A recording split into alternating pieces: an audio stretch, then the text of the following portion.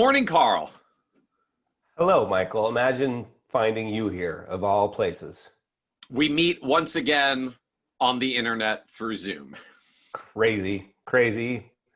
This is the modern era, though. This is how human beings meet and connect in the we need to in the new era. we need to figure out some way to make that spontaneous, right? Like just, oh, geez, look. Oh, wow. look at you. You surprised me walking in on Yeah. this Zoom room that I scheduled with us. Exactly.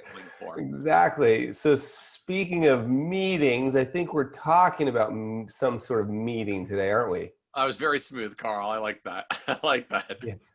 Yes, meetings. This is the question that came in. We talked last episode about kind of making this transition of what happens when you haven't really historically charged fees. You were mostly getting paid for implementation. You start charging for fees. Clients are like, whoa, what's going on? We talked through the fee conversation, but I find there's this secondary effect that happens when you're charging for advice and you're charging ongoing. There's what do you do up front? Like the plan, the process of the plan, how do we validate our value for this plan that we produce? That kind of covers the first few months of the relationship. Then there's like the next 29 and a half years after the first 6-month process. Right. We're supposed to be working with this client on an ongoing basis and doing planning stuff and meeting with them on a regular basis. Many advisors a few times a year. Yeah. And I know one of the challenges that comes up for, a lot of advisors that are transitioning into doing ongoing planning, and even some of us that have been doing it for a long time, it's just this, like, what do you talk about in those review meetings? Like, we put an hour on the calendar, the client's coming in, at least pre-pandemic world, the client's coming in, we've got this hour meeting.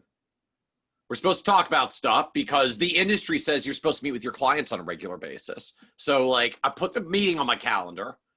Now what are we supposed to talk about to make this magical value thing appear? Because I find this is a trap for a lot of us. Maybe trap's the wrong word. Like I don't mean to be negative on meetings, but this like we have meetings for the sake of having meetings because everyone says you're supposed to regularly have meetings in order to maintain relationships with clients. And then we get in the meetings and it's like, so how you doing?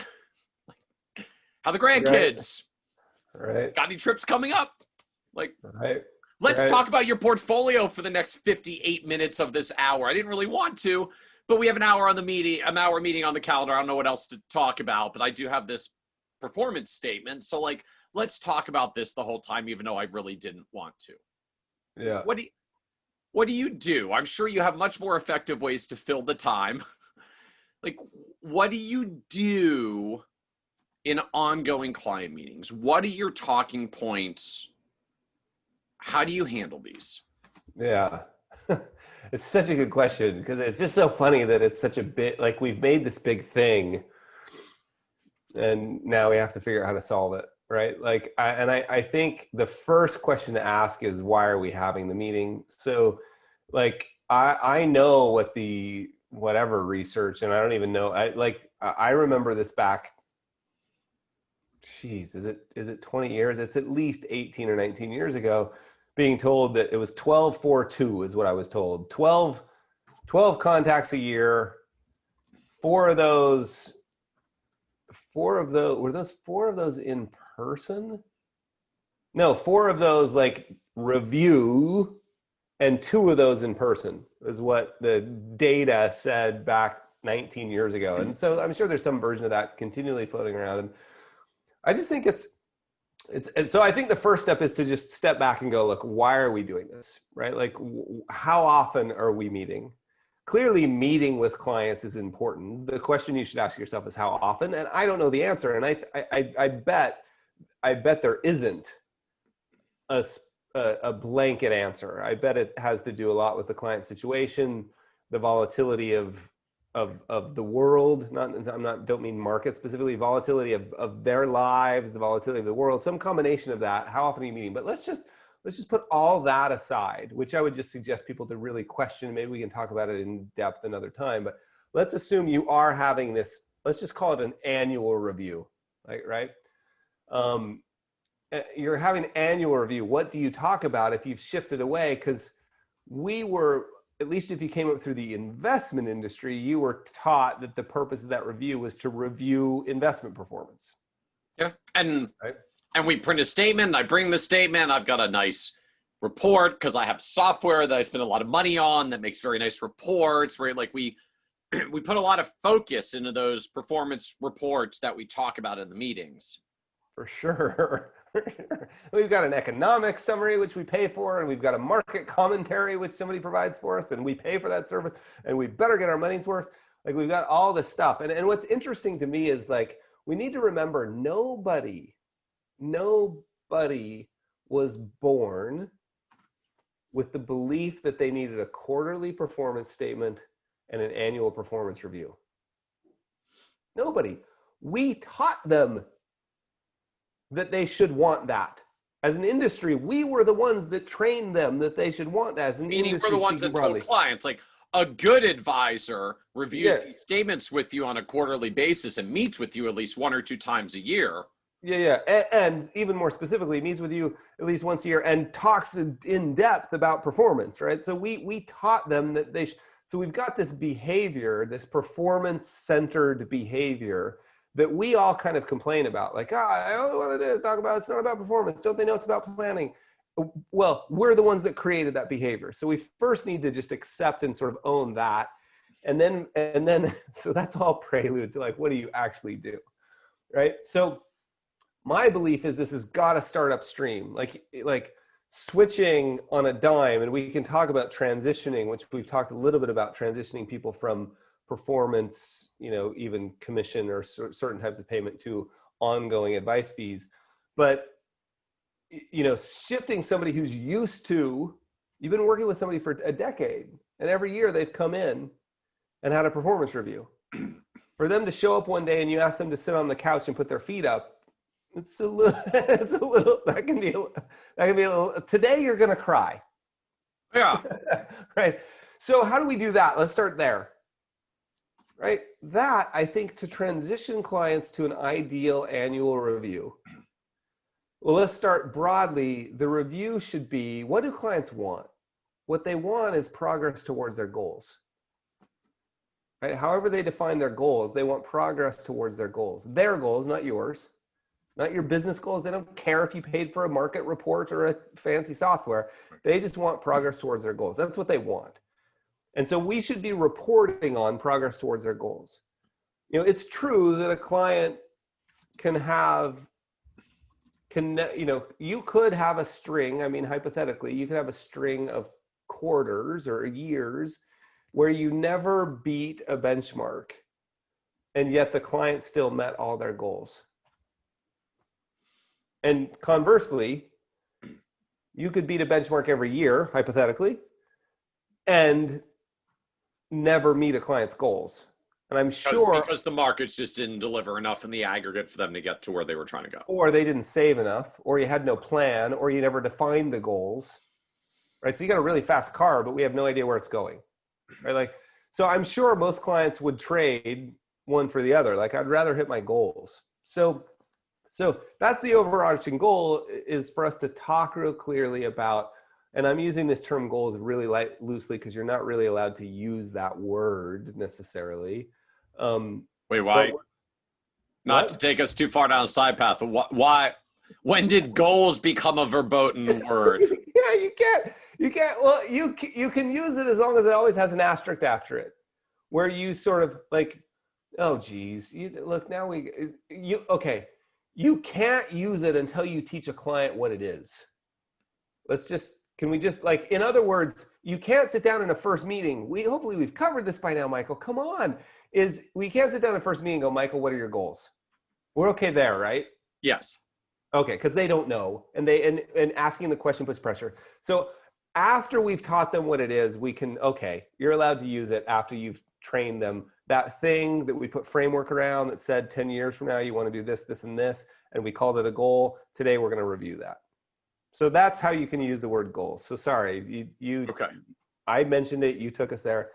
So what does a review meeting look like, right? Like first, we're going to make some assumptions that you've done all the groundwork, and then let's circle back at the end of this conversation to how to transition there. So an ideal client meeting, an ideal annual review meeting, I think of it as like a state of the plan. I used to call it that. This is our annual state of the plan meeting. And so what would you review? You know, like I just immediately go to, well, what's on my 1-page plan? And that's my executive summary of the 200-page plan that you all do, right? Okay. And on that, at least for me in my head, the top of it is a statement of financial purpose. So client, statement of financial purpose is maybe we're pointing at Bill Bacharach's values, George Kinder's 4 questions, any of that sort of stuff, something that's a little deeper than goals. Simon Sinek's work around why. So mine would say time with my family, mainly outside, and serving in the community. Okay. That's like my statement of financial purpose. Jerry, a client of mine named Jerry, his was, I never want to be a burden to the kids. I'd love to be of service to my community. And if possible, I'd like to leave some money to my kids. That was Jerry's. Okay. Julie's was, I'd like to have the flexibility, the freedom, the time to have a family. Okay. Right? Statement of financial purpose. So what are we doing with that? Well, sorry, let's cover the agenda. We're reviewing the statement of financial purpose. Then we're reviewing these things that flow out of it called goals, right? You've got a list of 5 or 6 goals when we're reviewing progress towards those. Okay. And then the last piece, right, is we're talking about, do we need, how have we aligned your use of capital with those things?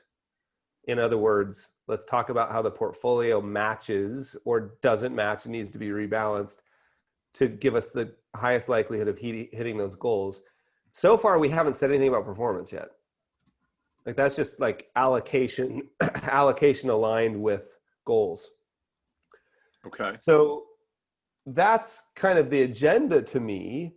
And the key to this is something that we are not very good at. As humans, we're not very good at it. And I think as analytical kind of problem solving folks, we're maybe specifically not very good at it. And that is, it's the second question, right? The follow-up questions. So if you're worried about like, well, how am I going to spend 45 minutes reviewing that? Yep. It's a lot of open-ended questions. Well, right? Go ahead. But now I feel like I'm coming back to the point that you made earlier of, okay, I get it if I've been going down this road and my clients all have a statement of financial purpose, but Carl, my clients don't have a statement of financial purpose. Of course they don't. And, as you said, like when we've been meeting for 10 years and this is the 11th year and they come in, like, how do I start adjusting this and spinning this? Because, frankly, it gets a little awkward from my end. Like, hey, I know we've been meeting 10 years, but like, Totally. I don't really feel like I know you. So can I ask you some relatively basic financial questions that I sort of have to admit I don't really actually know about all of my clients? This is borderline malpractice that I haven't even asked you these things 10 years ago. No, I'm just kidding. But I don't remember. I didn't take the best notes back then, and we just haven't talked about it much because we were in this portfolio reviewy routine.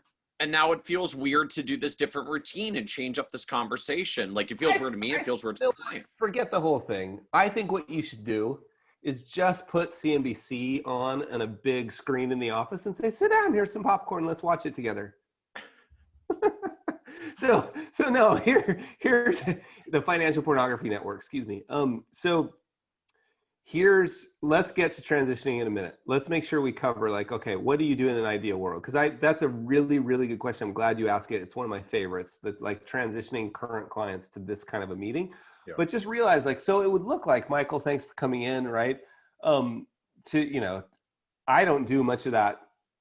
I don't know. Maybe by this point, we've been meeting for years. So there's plenty of little small, how are the kids? How are things going? Hey, let's just review this every year. We like to just check in because I don't know if you know this, but things change. And even things like values and goals, right? So we always treat this like the plan is worthless without the ongoing process of planning. And so we put kind of a stake in the ground when we first met, and we reviewed it last year on this purpose. Like you told me, Carl, that time with your family, mainly outside and serving the community, it's the most important thing when it comes to money. Is that still true? Now, if you get a yes, right, it's easy to go, okay, good, check. But it's also, I think this is one area where I was pointing to, like, we're not very good at the follow-up question. Like, it's really good here to just go, I'm glad to hear that. Tell me a bit more. Have you learned anything new about, like, why is that important to you? You know, in an ideal world, what would that look like? Oh, that's interesting. Tell me more. Brian Koppelman, his podcast, The Moment, if you get a chance to listen to it, it's fascinating. He asks, I don't know how many questions he asks, but he doesn't ask very many, and you'll hear him say, like, go deeper, keep going. It's that skill that I think we need to be better at, which is in some industries, they call it the 5 whys, go 5 whys deep. Right. And you got to do it without feeling like you're why? Like that doesn't work, obviously. But that's a skill that I think us humans are not very good at. And so I would actually practice, like write down, we actually take advisors through this exercise. We make them write down transitions where you can just go, oh, that's interesting. Tell me more about that. Oh, that's fascinating. When did you first learn that? Or, oh, have you had any new insights? Or that could mean different things to different people. Could you help me understand? Like those sort of transitions, we go deep. Now you're having a conversation about that first section of the agenda, the purpose, statement of financial purpose, right? Same thing with goals. Look, you can couch a lot of our clients, as humans, we sort of set goals and then we sort of make progress towards them and then they may change a little bit. How are you feeling about this idea of taking that annual trip to California? You know, or whatever. Like, obviously, even as I said that out loud, I didn't pick that example on purpose, but if you're having that conversation right now, things have changed. Right. Right? You got something to talk about. Oh, geez, well, tell me what you'd like to do instead. You know, what have you learned from this recent experience that might provide insight into the goals that you have? Right? Things change every single year like this. So we're just goals, right? We're learning to ask more questions. What we want to do, the way I think of it mentally is at the end of this meeting, we want to hit save on something. And what we're hitting save on is like, this is kind of what we think we're doing for the next 12 months. If we meet 12 months from now, that's you can ask an adapted version of Dan Sullivan's question. Hey, just as we wrap up today, Michael, if we're meeting 12 months from now, what do you feel like needs to happen in the next 12 months in order for this year to feel successful? Anything we haven't covered yet? You know, like, so we're trying to hit something save. It's, in Blair Enz's words, it's the desired future state, right? And so we've got a real clear that we're doing the plan again. You know, like we're just like with all the base work we've already done, we're just we're hitting revise. This is the part I think we screw up in our industry. We think the plan was done. And most of the people listening to this don't, right? Like they're all the good folks. But most of us think like the plan was done. Here we're saying this is a living, breathing document because you're a living, breathing human, right? So that's what it looks like. Does that make sense? Do we need to go any deeper there? Oh yeah, I think it makes sense. You mentioned a few times around kind of following this agenda of stuff. Like, do you literally make an agenda? Are you an agendas fan for these kinds of meetings, like for ongoing client meetings? Yeah, I'm a fan of having an agenda that you can slide across the table to a client and go, let me walk you through where we're headed today.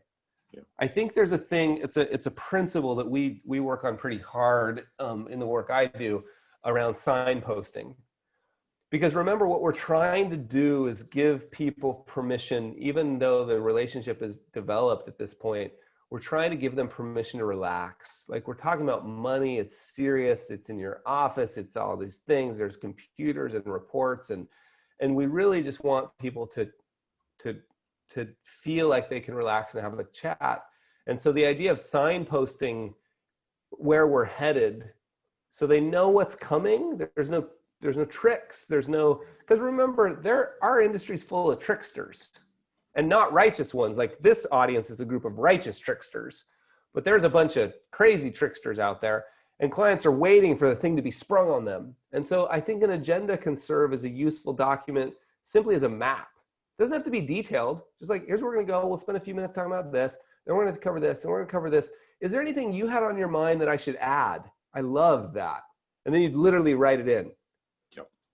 And you say, you know what? It turns out I would already plan on covering that in section 3. Is it okay if we, yeah, okay, perfect. You know what? I hadn't thought of that. Let's talk about that now. Like, that's how I would use an agenda. Yeah. Yeah. Agendas have been I guess a strange evolution for me. I feel like I'm someone that early on as an advisor, like I really, I don't know, I resisted structure. It's just like, right. So let me do my thing. Let me have my conversations. I'm an artist, man. Back up. Schedule my meetings when I'm going to schedule them and talk my talk. And as the years have gone by, like I find, ironically, I guess, or at least it's ironic to me, like I find more comfort and impact in creating structure. And so agendas in this regard, like I am a really big fan of. And for me, like the agenda is basically 4 things. It's, checking in since we met last, right? Has there anything going on? Has anything changed in your life? Is there anything that's come up we should be talking about? Like if we're in ongoing planning, like you were supposed to be getting your insurance updated since the last meeting. I just want to check in. Did that get taken care of? But like, part 1 is basically the check-in. Part 2 is, as I put, like news and updates, just news stuff we want to share. It could be things going on with the firm. It could be something in the news, in the newsy news we want to acknowledge. Whatever just current events or current firm events talking points are. Number 3 is always some planning item. Ideally something that we do systematically, like, hey, in the, heading into Q4, the systematic planning check-in is always, is there anything we need to be doing for end of year tax planning?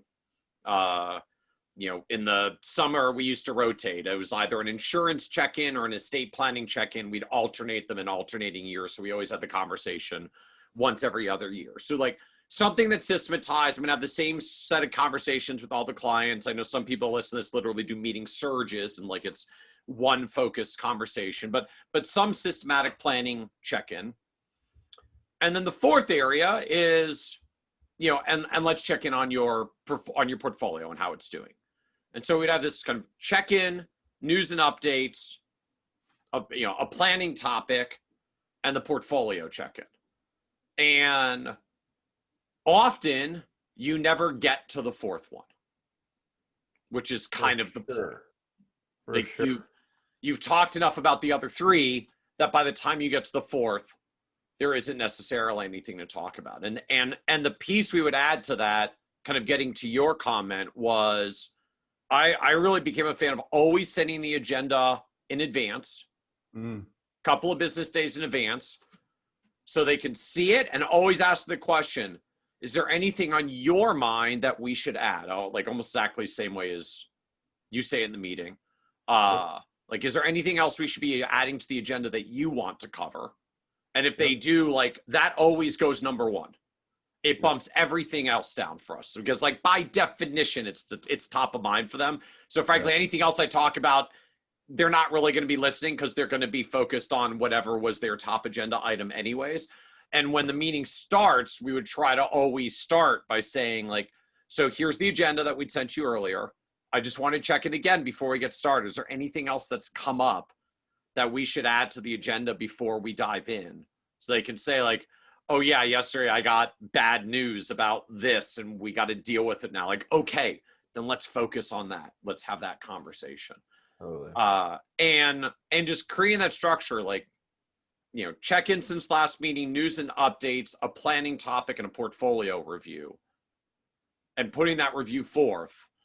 and giving them the chance to talk about the other stuff and a chance to add items before the meeting and add chance items at the top of the meeting. Like, it's amazing how often you don't actually get to the portfolio performance review.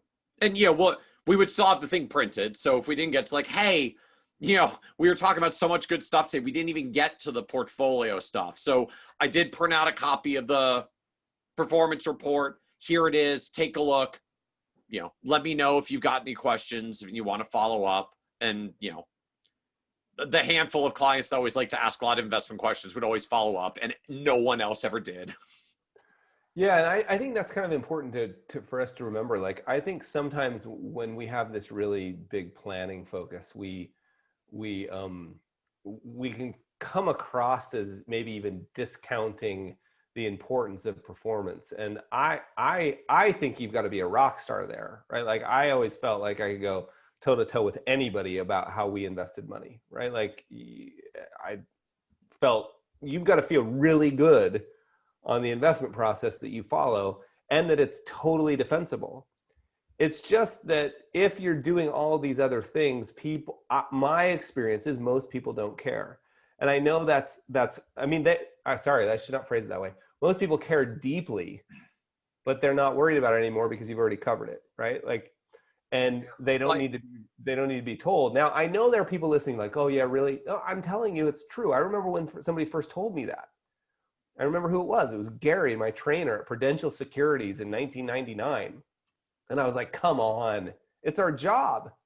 And he was like, no, your job is to align, your job is to help people meet their goals. I now say it, align people's use of capital with what they say is important to them.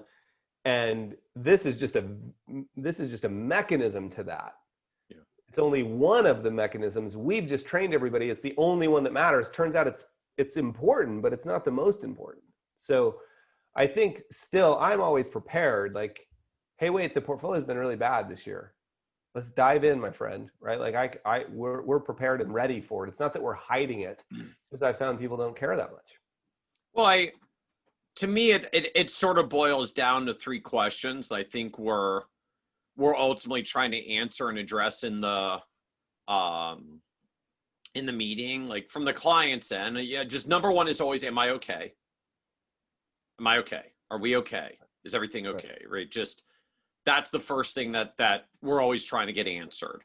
Let me just make sure people understand that that am I okay is not, if it often shows its head as, is the portfolio okay? But it's not actually the really question. The question really is, am I okay? And so always understand it may be raised as investment performance, but it's actually, we've talked about this in other episodes, like that's where these questions come. Oh, I get it. You're really worried about that.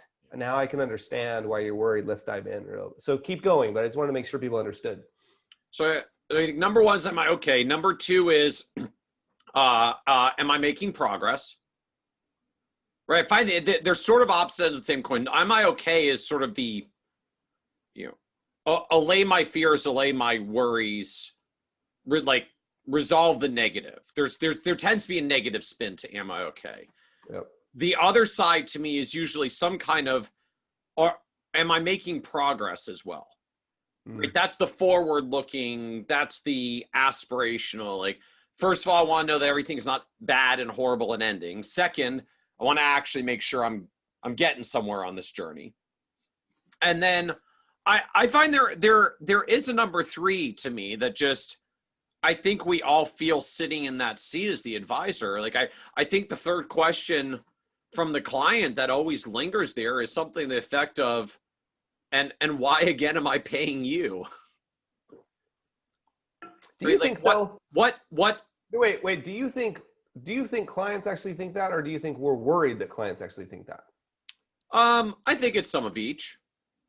I think it's some of each. I think we all feel it ever present. Like, just if you're charging fees, there's always that, like, have I done enough for them, and have I earned my fee, and are they going to be happy with it?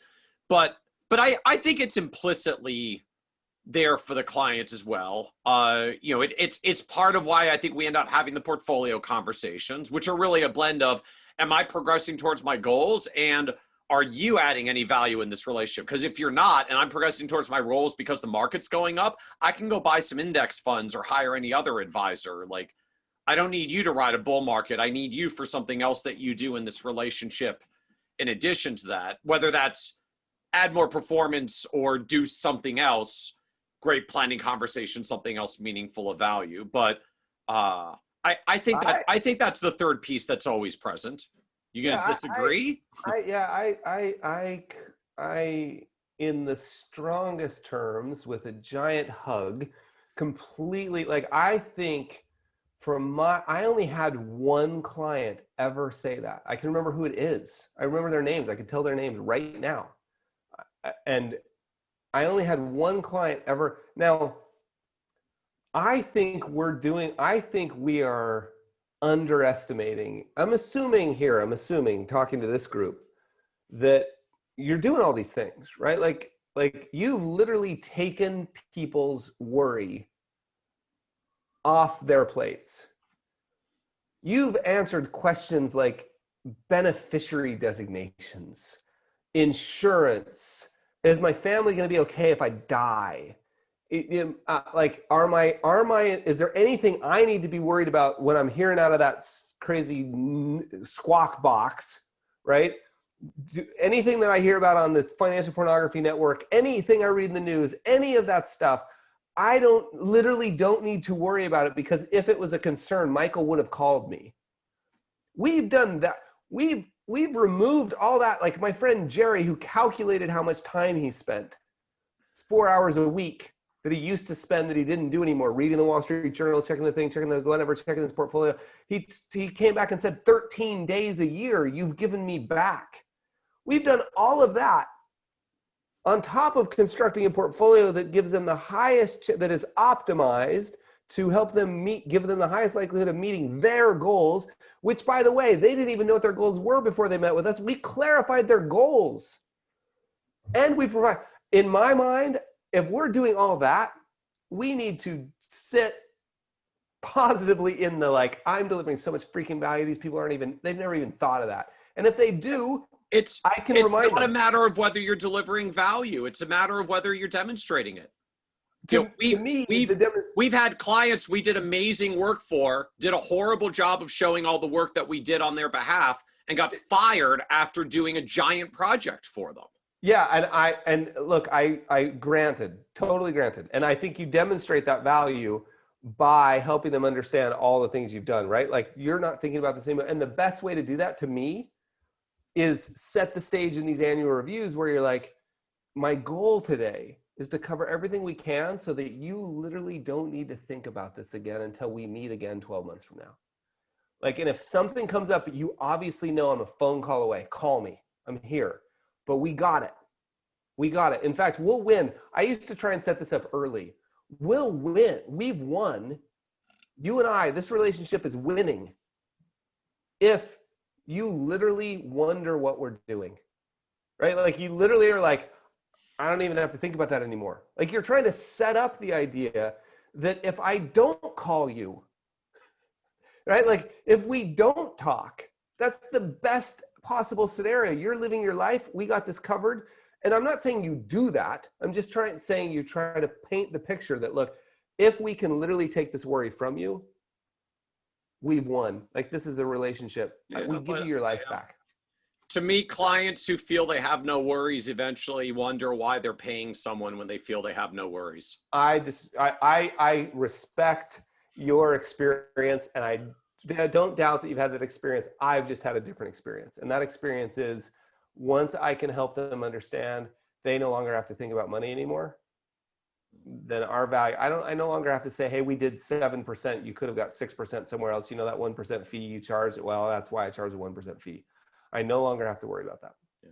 Well, I wouldn't necessarily frame it that way. I mean, again, to me, you know, the reason why we've got an agenda, you know, check-in from last meeting, news and updates, planning topic, and portfolio review is because I can take a news and updates section and start working in like, oh, by the way, and and we did this rebalancing work for you, and we did this tax Amen. analysis Totally work for agree. you, and like, here's a bunch of shadow work we've done since the last meeting that you don't see because you don't see all the stuff behind the scenes. But let me give you a quick part of the update meeting and let you know all the stuff that we've been doing in the interim, because I know somewhere deep down there's, am I okay? Am I making progress? And what have you? And what do you do all day?